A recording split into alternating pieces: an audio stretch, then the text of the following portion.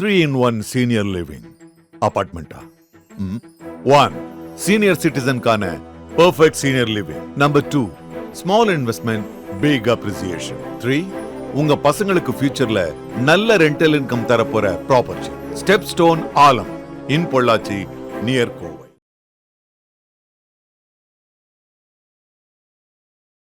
இப்போ நிறைய பேர் வந்து பார்த்தீங்கன்னா அரசியலுக்கு எவ்வளோ ட்ரை பண்ணுவாங்க, கடைசி நேரத்தில் கிடைக்கும். இப்போ ஸ்டாலின் அவர்களுக்கு பார்த்தீங்கன்னா இந்த வயசில் அவருக்கு வந்து ஒரு முதல்வர் ஆகக்கூடிய ஒரு யோகம் கிடைச்சிருக்குன்னு பார்த்தீங்க. ஸோ அவரோட ஜாதக அமைப்பு அப்படி இருக்குது.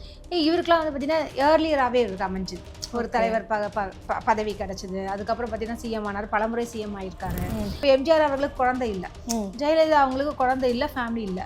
இப்போ எம்ஜிஆர் அவர்களுக்கு குடும்பம் இருந்துச்சு, அதாவது மனைவின்ற ஜானகி அம்மா, இந்த மாதிரி ஏதோ ஒரு விஷயம் இருந்தது. ஆனால் இவருக்கு அப்படி கிடையாது. இவர் இறந்த நேரத்தில் வந்து பார்த்திங்கன்னா பல பேரை வந்து தொடர்ந்து அந்த நேரத்தில் இறந்தப்போ பேரன் பேத்தி முதற்கொண்டு எல்லாரும் அழக்கூடிய ஒரு விஷயமாக இருந்தது. அது ஒன்று கேட்டிங்கன்னா அவர் ஸ்கூலுக்குலாம் போகலை, இயற்கையான ஒரு ஞானம் உள்ளது. அவர் அமாவாசை யோகத்தில் பிறந்தார். பொதுவாகவே அமாவாசை யோகம்னா எல்லாரும் அப்படி வர முடியாது. அவரோட ஜாதகத்தில் வந்து பார்த்திங்கன்னா லாபஸ்தானத்தில் அமாவாசை யோகம் இருக்குது. சூரியன் சந்திரன் இரண்டும் இணைந்த ஒரு விஷயமா இருக்குது. அவரால் எழுதப்பட்ட அந்த வசனங்களை மற்ற பல நடிகர்கள் இன்று பேசி அவங்க இன்னைக்கு பெரியார் ஆடுறதுக்கான வசனங்கள் தான். அதுக்கு உதாரணம் வந்து பார்த்திங்கன்னா பராசக்தி வசனங்கள், இது மாதிரியான விஷயங்கள். இன்றைக்கி வந்து பராசக்தியோட அந்த வசனம் வந்து நிலைநிறுத்தி இருக்குன்னு சொல்லலாம். அந்த பேரே வந்து இன்றைக்கி பார்த்திங்கன்னா படத்தில் வந்து திரும்ப பராசக்தினே வந்திருக்கு படத்தில். அது அப்பேற்பட்ட ஒரு ஜாதகம் சொல்லலாம். செவ்வாயினும் போது எப்படின்னா இராணுவ தளபதி அப்படின்னு சொல்லுவாங்க. ஸோ வந்து அவர் அட்மினிஸ்ட்ரேஷன்ஸ் பவர் எல்லாமே அவருக்கு இருக்குன்றது இது ஒரு முக்கியமான ஒரு காரணம் சொல்லலாம். அதே மாதிரி வந்து பார்த்திங்கன்னா திருமண வாழ்க்கையும் அவருக்கு களத்திர ஸ்தானத்தில் செவ்வாய் உச்சமாக இருக்கிறதால ஒன்றுக்கு மேற்பட்ட திருமணம் நடந்தது. அது ஒரு தோஷம்தான். இருந்தாலுமே வந்து பார்த்தீங்கன்னா 3 குடும்பமோ அல்லது 2 குடும்பமோ எத்தனை குடும்பங்கள் இருந்தாலும் அத்தனை பேருக்கும் அவர் வந்து கைவிடலை. இந்த கட்சியை வந்து பலமுறை வந்து அவர் டிஸ்மிஸ்லாம் இருக்கு. அப்போ வந்து அவருக்கு டக்குன்னு டிஎம்கே டிஸ்மிஸ் அப்படின்னோடனே அடுத்த செகண்டே வந்து என்ன சொல்லியிருக்காரு, ஓகே ஃபைன் அப்படின்னு சொல்லிட்டு அடுத்த கூட்டம் என்ன அந்த வேலையை பார்க்கலாம்னு சொல்லிட்டு போயிட்டே இருந்தார். அதுதான் மன உறுதி. ஆமாங்க. இப்போ வந்து அவருக்கு வந்து பார்த்தீங்கன்னா 7.5 சனி நடந்துச்சு. அந்த 7.5 தான் வந்து கலைஞர் வந்து உள்ளேயும் போனார். அதே 7.5 சனியில் சிஎம்மாவும் ஆனார். ஓகே. ஸோ அப்போ வந்து அப்போ அந்த 7.5 சனின்றது ஏதோ ஒரு விதத்தில் கொஞ்சம் அஃபெக்ட் பண்ணணும் அப்படின்ற மாதிரியான விஷயங்கள் இருக்குது. ஸோ இப்போ வந்து சனின்றது என்ன பார்த்தீங்கன்னா சிறைச்சாலை, தனிமை, இது தனிமைப்படுத்துதல். இப்போ ஒரு சனி உச்சமாக தான் தனிமைப்படுத்தியிருக்காரு, அந்த மாதிரியான விஷயம். ஏன்னா இப்போ தனிமைன்றது சிறைன்றது வெறும் நீங்கள் புழல் ஜெயிலுக்கு போனால் தான் சிறைன்றது இல்லை. ஒரு சிலர் பார்த்தீங்கன்னா ரொம்ப லோன்லியாகவே இருப்பாங்க. நீங்கள்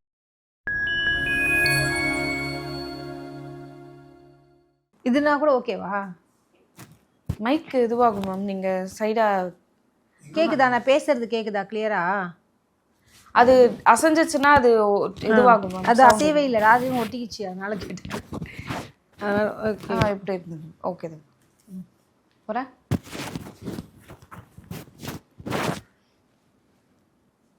ஃபைன் டைம் சக்ரா நேயர்களுக்கு வணக்கம். இன்றைக்கு நம்மளோட நிகழ்ச்சியில் ஜோதிஷுடர் டாக்டர் என் ஞானரத்னம் நம்ம கூட இணைஞ்சிருக்காங்க. வணக்கம் மேம். வணக்கங்க.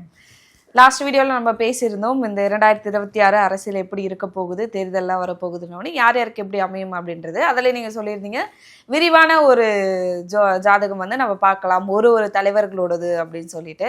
ஸோ நம்ம வந்து கலைஞர் அவர்களோட ஜாதகம் எப்படி இருந்தது, எப்படி அவருக்கு வந்து அமைஞ்சிச்சு, எதனால் அப்படி அமைஞ்சிச்சு அப்படின்றத விளக்கமாக பார்க்க போகிறோம். அவர் வந்து திரையுலகில் வந்து அதுக்கப்புறமா அரசியல் அப்படின்னு சொல்லிட்டு ஒரு போராட்டம் அதெல்லாம் தாண்டி படிப்படியாக மக்களோட மனசில் இடம் பிடிக்கிற அளவுக்கு ஒரு கலைஞர் அப்படின்றதுக்கு வந்தார். அவரோட ஜாதகம் பற்றி சொல்லுங்கள் மேம், எப்படி அமைஞ்சிச்சு, எப்படி அது தொடக்கத்துலேருந்து வந்தது அப்படின்னு. எப்படின்னு பார்த்தீங்கன்னா அவரோட ஜாதகம் வந்து ரிஷபராசி, அவர் கடக லக்னம் அவர். ஸோ அப்படின்னு பார்க்கும்போது ரிஷபராசி எல்லாருமே வந்து ஷைன் ஆவாங்கன்னு சொல்ல முடியாது. பொதுவாகவே ரிஷபராசி வந்து சந்திரன் உச்சம் பெற்ற ஒரு ராசி. அது ஒரு முக்கியமான ஒரு விஷயம். அவர் கலைத்துறைக்கு வந்தது காரணம் அந்த சந்திரன் வந்து அங்கே உச்சம் பெற்றிருக்கிறார். அதுவும் லக்னாதிபதியே அவர் தான். பொதுவாகவே ஒரு ஜாதகத்தில் பார்த்தீங்கன்னா லக்னம் மிக மிக அவசியம் சொல்லலாம். இப்போ நிறைய பேர் வந்து பார்த்தீங்கன்னா அரசியலுக்கு எவ்வளோ ட்ரை பண்ணுவாங்க, கடைசி நேரத்தில் கிடைக்கும். இப்போ ஸ்டாலின் அவர்களுக்கு பார்த்தீங்கன்னா இந்த வயசில் அவருக்கு வந்து ஒரு முதல்வர் ஆகக்கூடிய ஒரு யோகம் கிடைச்சிருக்குன்னு பார்த்தீங்க. ஸோ அவரோட ஜாதக அமைப்பு அப்படி இருக்குது. இவருக்குலாம் வந்து பார்த்தீங்கன்னா ஏர்லியராகவே இவருக்கு அமைஞ்சுது, ஒரு தலைவர் பதவி கிடைச்சிது. அதுக்கப்புறம் பார்த்தீங்கன்னா சிஎம் ஆனார், பலமுறை சிஎம் ஆகியிருக்காரு. அதே மாதிரி வந்து பார்த்தீங்கன்னா எம்ஜிஆர் அவர்கள் பெரிய ஒரு நடிகர் சொல்லலாம், அவர் ஒரு அரசியல்வாதி சொல்லலாம். அப்பேற்பட்ட அவர் கூட வந்து பார்த்தீங்கன்னா கலைஞர் வந்து அவரையும் பார்த்து விட்டார். அதுக்கப்புறம் வந்த தொண்டர்கள் அப்படின்னு சொல்லக்கூடிய இந்த ஜெயலலிதா அவங்களையும் பார்த்துருக்காரு. அவங்க இறந்ததுக்கு அப்புறமும் அவர் வாழ்ந்து எல்லாருடைய விஷயத்தையும் பார்த்து அனுபவித்தவர் என்று சொல்லலாம். அதே மாதிரி பார்த்தீங்கன்னா எல்லா விஷயத்துலையுமே அவர் ரொம்ப ஒரு பாக்கியசாலின்னு சொல்லலாம். திருமணம் எல்லாமே அவருக்கு குழந்தை இருக்கு, ஃபேமிலி இருக்கு. இப்போ எம்ஜிஆர் அவர்களுக்கு குழந்தை இல்லை, ஜெயலலிதா அவங்களுக்கு குழந்தை இல்லை, ஃபேமிலி இல்லை.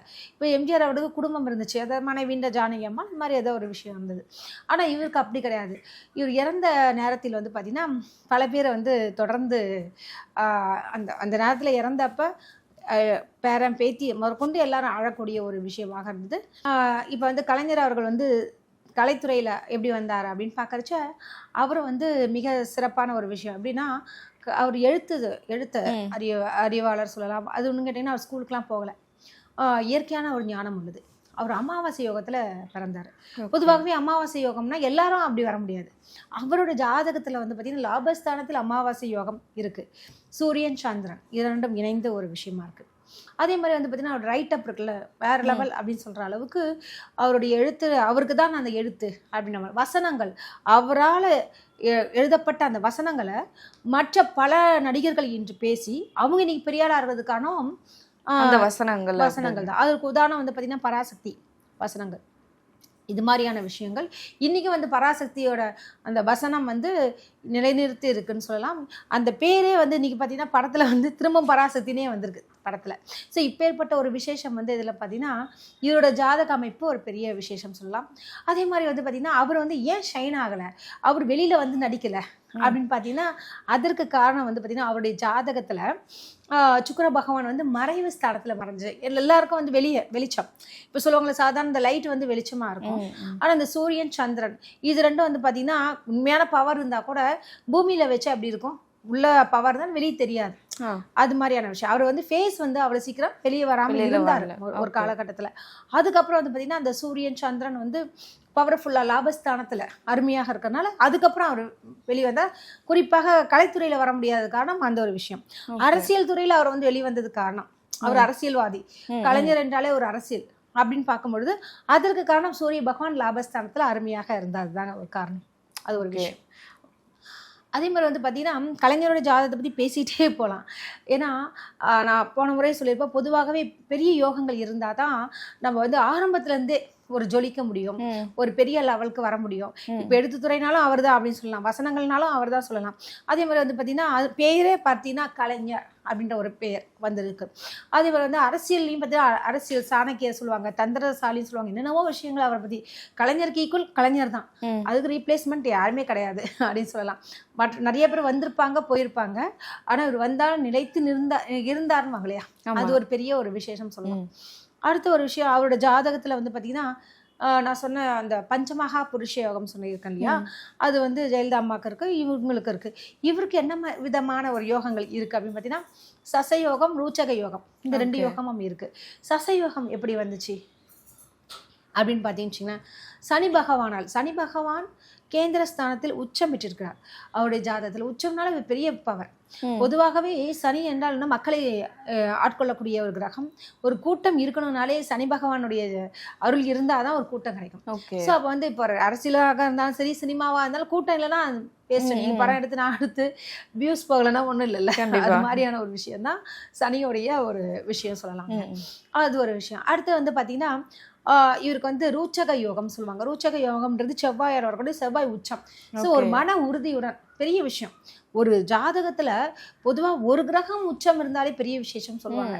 இவருக்கு பார்த்தீங்கன்னா சந்திரன் உச்சம், சனி பகவான் உச்சம், செவ்வாய் பகவான் உச்சம். இப்போ இந்த 3 கிரகங்கள் உச்சம் வர அதுவே ஒரு பெரிய விசேஷம் சொல்லலாம்.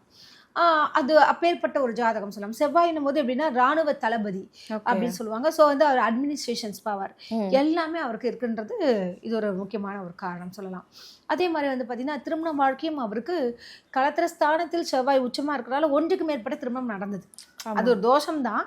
இருந்தாலுமே வந்து பார்த்தீங்கன்னா 3 குடும்பமோ அல்லது 2 குடும்பமோ எத்தனை குடும்பங்கள் இருந்தாலும் அத்தனை பேருக்கும் அவர் வந்து கைவிடலை. ஒரு சிலர் வந்து ஒரு குடும்பத்தை பார்த்துப்பாங்க, ஒரு குடும்பத்தை விட்டுருவாங்க அப்படின்ற மாதிரி இருக்கும். ஆனால் இப்போ அவங்க குடும்பத்தில் அனைவரும் பார்த்தீங்கன்னா எம்பி, எம்எல்ஏ, இன்னைக்கு சிஎம், பேரம்பேத்தி வரைக்கும் கொண்டு வந்துட்டு நல்லபடியாக இருக்காங்க. எல்லாரையும் ஈக்குவலாக பார்த்துக்கிட்டாரு அப்படின்னு சொல்லலாம். அடுத்தபடியாக பார்த்தீங்கன்னு வச்சுக்கோங்களேன், வாக்குஸ்தானம்ன்றது மிக மிக முக்கியமான விஷயம். கலைஞர் மாதிரி ஒரு பேச்சு திறமை யாருக்கும் இருக்காது சொல்லலாம். அந்தளவுக்கு ஒரு மிக சிறந்த ஒரு பேச்சாளர் அப்படி சொல்லலாம். அவர் சொல்லுவார், இந்த ஒரு தேர்தல் காலத்திற்கு அவர் சென்றிருக்காரு. சென்றப்ப நைட்டு 10:30 மணி அப்படின்னும் போது மாதமோ சித்திரை, நேரமோ பத்திரை, போடுங்கம்மா முத்திரைன்னுவாங்க ஒரே சின்னத்திற்கு. அது மாதிரி அந்த ஒரு பேச்சாற்றல் இயற்கையாகவே ஒரு வந்திருக்கு. அந்த அத்தனை பேர்கிட்டையும் அந்த பேச்சே வந்து ராகுன்றது ஒரு பாம்பு, ஒரு வசியம் வரக்கூடிய ஒரு விஷயம்னால வாக்குஸ்தானத்துல ராகு பகவான் இருக்கிறதுனால அவர் பேச்சால மக்களை வந்து ரொம்ப கவர்ந்தவர் என்று சொல்லலாம்.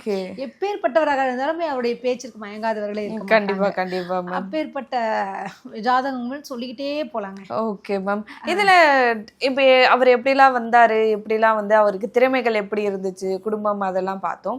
ஒரு உடல்நல குறைபாடு அப்படின்றது இருக்கு இல்லையா, அது எப்படி குறிப்பிட்டு இருந்துச்சா முன்னாடியே அவருக்கு, அது எப்படி அவருக்கு வந்து அமைஞ்சிச்சு அப்படின்னு? பொதுவாகவே வந்து பார்த்தீங்கன்னா அவர் வந்து எப்போ உடல்நலம் குறைவானார் அப்படின்னு பார்த்தீங்கன்னா எல்லாருக்கும் வரக்கூடிய ஒரு விஷயம் தான். எப்பேற்பட்ட ஒரு டாக்டராக இருந்தாலும் மருத்துவராகவே நீங்கள் இருந்தால் கூட அவர்களும் வந்து இறக்கத்தான் செய்வாங்க. சரிங்களா? அவர் வந்து வயதான காலத்தில் தான் அவர் இறந்தார். 90 வயசுக்கு மேலே தான், 96 வயசா அந்த ஏஜ் இருந்துச்சு இல்லைங்களா. அதுவே ஒரு பெரிய ஒரு சாதனை. அத்தனை வருஷம் வரைக்கும் இருந்தது. அதுவும் இவ்வளோ பெரிய பிரச்சனைகளில் ப்ரெஷரில் ஜெயிலுக்கு அமிச்சு அந்த இது மனத்தொலை தன்னுடைய மகளே வந்து ஜெயிலுக்கு போனது விஷயங்கள் பார்த்து, அது மட்டும் இல்லாமல் வந்து பார்த்தீங்கன்னா இந்த கட்சியை வந்து பலமுறை வந்து அவர் டிஸ்மிஸ்லாம் இருக்கு. அப்போ வந்து அவருக்கு டக்குன்னு டிஎம்கே டிஸ்மிஸ் அப்படின்னோடனே அடுத்த செகண்டே வந்து என்ன சொல்லியிருக்காரு, ஓகே ஃபைன் அப்படின்னு சொல்லிட்டு அடுத்த கூட்டம் என்ன அந்த வேலையை பார்க்கலாம்னு சொல்லிட்டு போயிட்டே இருந்தார். அதுதான் மன உறுதி. வேற யாராக இருந்தால் ஓகே இன்னைக்கு வந்து தண்ணி சாப்பிடலாம் தண்ணி பாட்டி அப்படின்னு மாதிரி போயிடுவாங்க. ஸோ அவர் அப்படி இல்லைன்றது இது ஒரு முக்கியமான ஒரு விஷயம். ஸோ காரணம் வந்து மன உறுதி. ஏன்னா சந்திரன் வந்து உச்சம், மனோகாரகன் உச்சம் பெற்றிருக்கிறது மிக முக்கியமான ஒரு விஷயம் சொல்லலாம். அதே மாதிரி வந்து பார்த்தீங்கன்னா ஹெல்த் வைஸ் அப்படின்னு கேட்டிங்க, சந்திரன்றது உடல் காரகன் அப்படின்னு சொல்லலாம். சூரியன்றது உயிர் விஷயங்கள். இப்போ லக்னாதிபதி உயிர் உச்சமாக இருக்கிறனால தான் அவருக்கு இத்தனை வருஷம் வரைக்கும். அது மட்டுமா, ஆயுள் காரகன் யாரு அப்படின்னு பார்த்தீங்கன்னா சனி பகவான் உச்சம் பெற்றிருக்கிறார், அதுவும் கேந்திரத்தில். ஸோ ஆயுள் காரகனும் பவர்ஃபுல்லாக இருக்கிறனால தான் அவருக்கு வந்து நீண்ட ஆயுளும் கிடைச்சிது. ஸோ வந்து அவருக்கு வந்து எல்லாருமே வரக்கூடிய அந்த வயது வரக்கூடிய விஷயத்துல தான் அவர் வயதாகி தான் இறந்தாரே தவிர மற்றபடி அவர் சொல்லுவாங்களே அவ்வளோ ஒரு உழைப்பாளி சொல்ல அத்தனை கூட்டத்திற்கு போயிருக்காரு, தலைமையேற்றிருக்காரு. ஒவ்வொருத்தருடைய தொண்டர்களுடைய திருமணத்திற்கு திண்டிவனத்தில் என் ஃப்ரெண்டே வந்து ஒரு எம்எல்ஏ பையன் எங்கள் அக்காவுக்கு வந்து கலைஞர் வந்தார். என் கிளாஸ்மேட் என் ஃப்ரெண்டு இருக்கா, அவங்களோட கல்யாணத்துக்கு பார்த்தீங்கன்னா 2 கல்யாணத்துக்கு போனால் 2 கல்யாணத்துக்கு கலைஞர் வந்திருக்காரு. ஸோ நம்ம ஒரு கல்யாணம் ஒரு விஷயத்துக்கு போயிட்டு வரதே ஆஹா நான் சடைஞ்சிப்போம், அது ஊருக்கு போயிட்டு வந்தோன்னா 2 நாள் தூங்குவோம் அப்படின்ற மாதிரி இருப்போம். ஆனால் அவங்களாம் வந்து சளைக்காமல் அந்த அயராது வந்து நம்மளுடைய தொண்டர்கள் வீடு அப்படி சொல்லிட்டு கல்யாணம் மட்டும் இல்லாமல் போராட்டங்கள் எவ்வளோ விஷயங்கள் வந்து அவங்க சந்திச்சிருப்பாங்க. நிறைய விஷயங்கள் வந்து எதிர்கொள்ள வேண்டும். அத்தனை பேருடைய பிரச்சனைகளையும் தன்னுடைய தலையில் போட்டு இருந்திருக்கிறது.